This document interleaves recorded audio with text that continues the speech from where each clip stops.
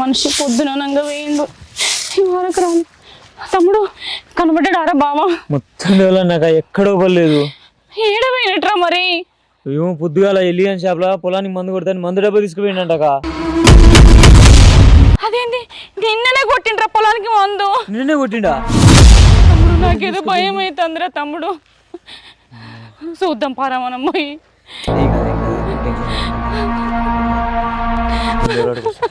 బావ అట్లా ఏం చేయడు. అగా అగా అగా అగా అగా అగా